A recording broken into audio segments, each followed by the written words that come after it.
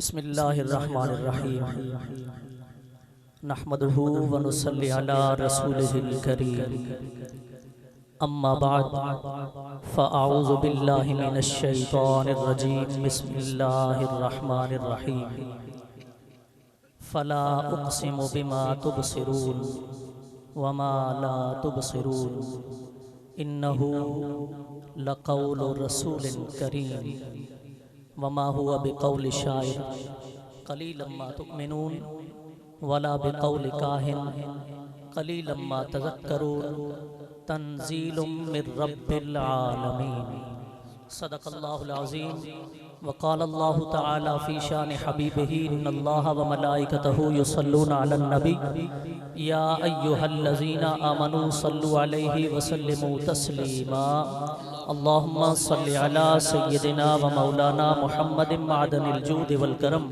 وعلی آلہ وصحبہ وبارک وسلم۔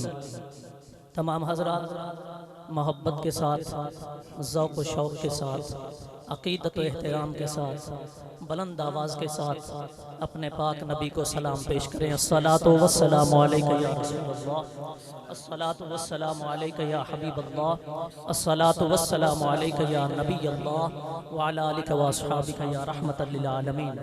پیارے دوستو، آج کی یہ خوبصورت محفل اللہ تبارک و تعالی کے کلام کو پڑھنے کی محفل، اس کے ذکر کو سننے کی محفل، سجانے والے بھی خوبصورت، اس محفل کو اور اس محفل میں آنے والے بھی تمام حضرات خوبصورت، اور جو ذکر کیا جائے گا اس سے بہتر اس جہان میں کوئی بات ہے ہی نہیں۔ یہ ہمارا عقیدہ۔ تو اس عقیدے پر آج کی میری بات ہوگی کہ اللہ تبارک و تعالی نے اس کو کس انداز سے اتارا، کیسے ہم تک یہ پہنچا، کس طرح ہم نے اسے سینے سے لگایا، اور کیوں قرآن پاک قیامت تک کے لیے ہدایت بن کے آیا۔ لوگ کہتے ہیں یہ کلام اللہ ہے، اس لیے اس کا مقام ہے، اس لیے اس کی برکت ہے، اس لیے اس کی فضیلت ہے، اس لیے اس کی عظمت ہے، لیکن حقیقت یہ ہے کہ کلام اللہ بھی ہے، کلام رسول اللہ بھی ہے۔ یہ صرف کلام اللہ نہیں ہے، یہ کلام رسول اللہ بھی ہے۔ آپ کہیں گے مفتی صاحب بڑی بات کر دی، بہت بڑا دعویٰ کر دیا، اس کا کوئی ثبوت بھی ہے آپ کے پاس؟ ثبوت میں پہلے دیتا ہوں، بات میں کرتا ہوں۔ تو پہلے ثبوت لے لیجئے سورہ الحاقہ کی، میں نے چند آیات جو تلاوت کی ہیں۔ یہ سورت حضرت عمر فاروق نے جب سنی، اس وقت مسلمان نہیں تھے، حضور علیہ السلام نماز میں اس سورت کو تلاوت کر رہے تھے، پڑھنے والے پہ بھی قربان، اور جو کچھ پڑھا جا رہا ہے اس پہ بھی قربان۔ نماز میں حضور پڑھتے جا رہے ہیں، عمر کو اپنے کام بھول گئے ہیں، وہ کھڑے ہو گئے ہیں، وہیں پہ سنتے جا رہے ہیں، سنتے جا رہے ہیں، سنتے جا رہے ہیں۔ اللہ اکبر، سبحان اللہ۔ سنتے جا، ایک سے ایک آیت بڑھ کے آ رہی ہے، ایک سے ایک جملہ بڑھ کے آ رہا ہے، ایک سے ایک بات بڑھ کے آ رہی ہے۔ عمر کو گھر کا راستہ بھول گیا، کام کا راستہ بھول گیا، رات اندھیری ہے، عمر کھڑا ہوا ہے۔ یہ کیا کلام ہے، یہ کیسی بات ہے، یہ کیسی جملے ہیں، یہ کیسی آیات ہیں، یہ کیسے احکامات ہیں، آج تک میری نظر سے نہیں گزرے۔ حالانکہ عمر اس وقت وہ بنتا ہے جس سے بڑا تعلیم یافتہ مکے میں کوئی اور آدمی موجود ہی نہیں ہے۔ عمر سنتا جا رہا ہے، سنتا جا رہا ہے، سنتا جا رہا ہے۔ آخر جب حضور علیہ السلام کی باتوں کا اس کے پاس کوئی جواب نہیں رہا، کوئی اس کے پاس دلیل نہیں رہی، کوئی اس کے پاس دعویٰ نہیں رہا، تو دل میں سوچتا ہے یہ کوئی جادو ہو سکتا ہے، یا شعر ہو سکتا ہے، یا نظم ہو سکتی ہے، یا کوئی غزل ہو سکتی ہے۔ یہ ہماری سمجھ سے بات آگے جا رہی ہے۔ جیسے ہی دل میں سوچا، میرے نبی نے کچھ پڑھا، پڑھوں قرآن۔ جس نے سبحان اللہ، عمر نے دل میں سوچا کہ یہ کوئی شعر لگتا ہے، یہ کوئی نظم لگتی ہے، یہ کوئی پرانا قصہ لگتا ہے۔ عمر نے سوچا، میرے نبی نے آگے سے جملہ پڑھا، فلا اقسم بما تبصرون، جو تم دیکھ رہے ہو اللہ فرماتا ہے مجھے اس کی قسم،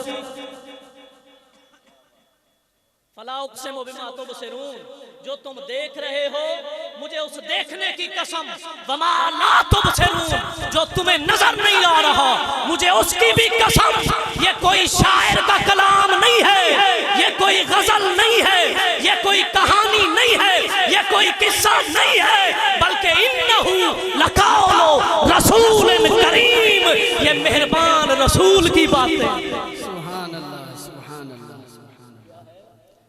انہو لقول رسول کریم، یہ مہربان رسول کی باتیں ہیں۔ اسے شعر نہ سمجھو، اسے غزل نہ سمجھو، اسے قصے نہ سمجھو، یہ باتیں میرے نبی کی ہیں، کلام میرے خدا کا ہے۔ بات کی مصطفیٰ نے، ترتیب دیا خدا نے، بنی یاسین۔ اسے سمجھ آئی؟ بات کی مصطفیٰ نے، اسے ترتیب دیا خدا نے، بنا رحمان، علم القرآن، خلق الانسان۔ اگر یوں سمجھنا آئے نا، جو کام مصطفیٰ کرتے تھے وہ کلام خدا بنتا تھا۔ حضور نے چہرہ دھویا، رب نے کہا ودھا، سبحان اللہ۔ حضور نے کنکھا لگایا، رب نے کہا واللیل اذا سجا۔ حضور نے سوچا کہ آج تو رب میرے ساتھ ہے، کل ہو سکتا ہے کہیں پہ نہ ہو۔ اللہ فرمایا ما ودعک ربک وما قلی۔ حضور کا آپریشن ہوا، اللہ نے کہا لم نشرح لک صدرک۔ حضور معراج پہ گئے، اللہ نے کہا سبحان الذی یسری۔ حضور واپس آئے، رب نے کہا والنجم اذا۔ اب باتیں کس کی ہوئی؟ اب تو بول دو یار۔ باتیں حضور کی ہیں، انداز خدا کا۔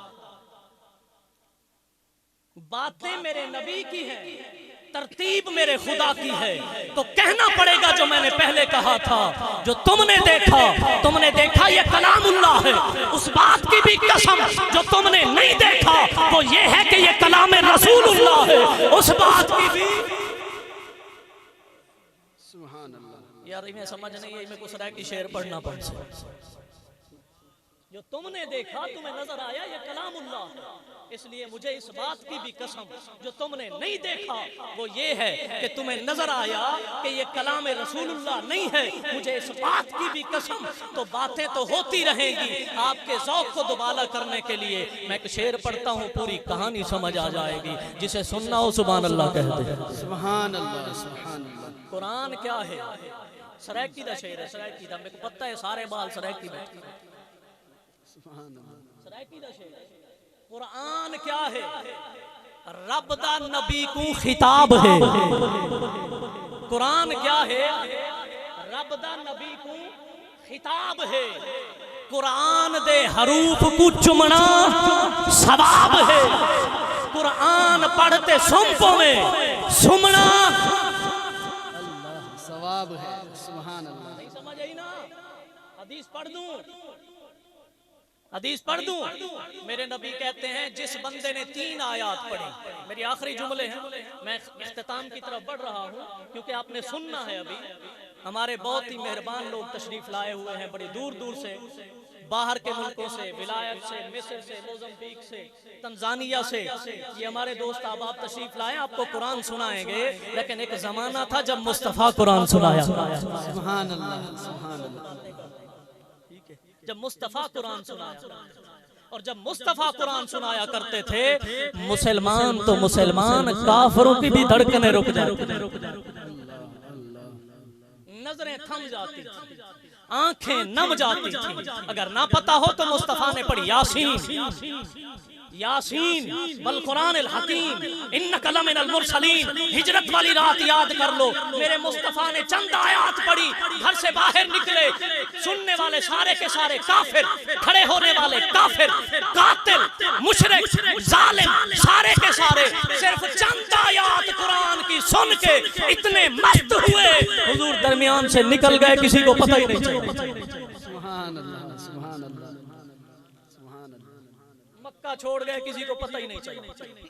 مدینہ چھوڑ گئے، کسی کو پتہ ہی نہیں چلا، کیونکہ پڑھنے والا مصطفیٰ تھا، ہم جیسے گناہگار نہیں تھے. تو حدیث میں نے کہا حدیث بھی سنا دیتا ہوں, شعر ابھی آتا ہے, شعر بھی سنا دیتا ہوں. قاری ارشد صاحب کی مہربانی ہے, انہوں نے مجھے منتخب کیا. آپ نے بھی بڑے فضائل قرآن کے سنے ہوں گے. بس یہ آخری بات میری لے جائیں, آج کی رات کیا روزانہ کی بات ہے, قرآن پڑھ کے سنپوں میں سمنا ثواب ہے.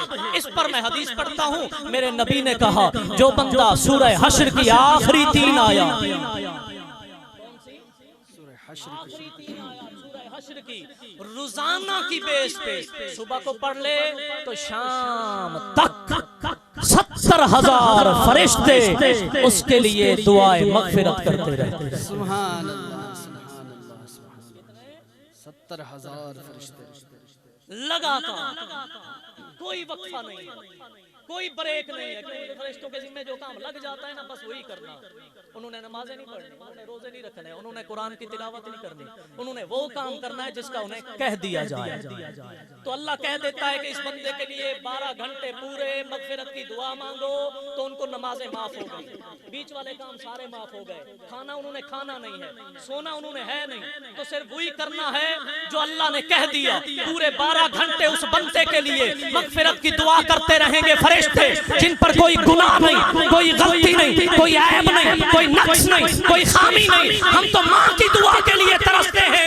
ارے 3 آیات لے جاؤ, هو اللہ الذی لا الہ الا هو عالم الغیب والشہادہ هو الرحمن الرحیم, هو اللہ الذی لا الہ الا هو الملک القدوس السلام المؤمن المہیمن العزیز الجبار المتکبر.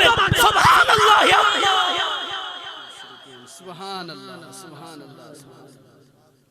هو اللہ الخالق البارئ المصور له الاسماء الحسنى یسبح له ما فی السماوات والارض وهو العزیز الحکیم. میری بات پسند آئے یا نہ آئے, یہ میں نے اللہ کا کلام پڑھا ہے.